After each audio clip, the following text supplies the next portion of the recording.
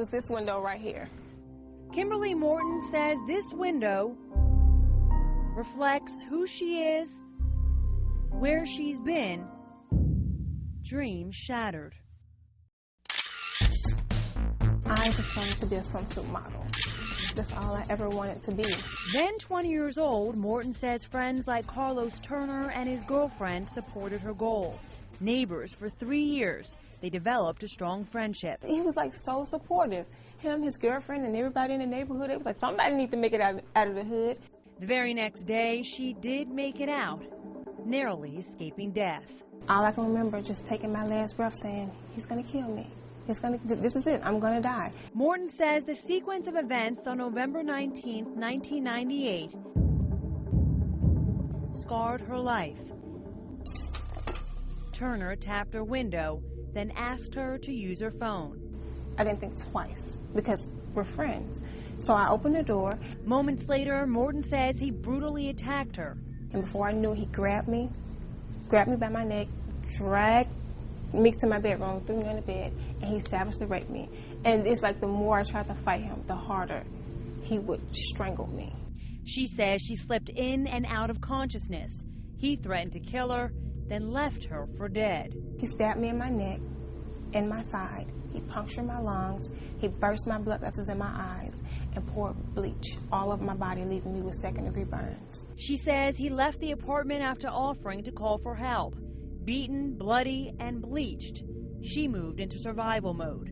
When I stumbled out of the apartment, bloody from head to toe, a neighbor was walking past, and she was like, "Oh my God, Kim, is that you?" And I was like, "Help me, help me."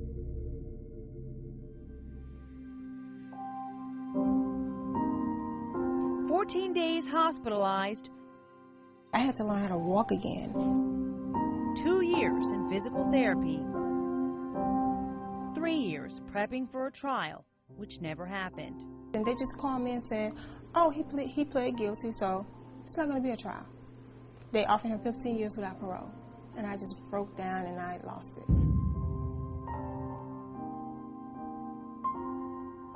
Turner pled guilty to aggravated rape and attempted first-degree murder. The Department of Corrections says the violent offenses required him to serve 100% of his prison time, 15 years. But now he's out on the streets, more than 2 years early. 100% sentence does not go before the parole board. Our laws allow the Department of Corrections to give up to 15% credit based on good behavior. Defense attorney Leslie Ballin says the good behavior policy gives inmates an incentive to cooperate in prison. The Department of Corrections says Turner served 85% of his time, mostly due to behavior credits plus time served. It was one of the more vicious attacks that we had seen. Sexual assault intervention specialist Susanna Parkinson says Turner served his debt to society, but questions whether his sentence fit Morton's brutal attack.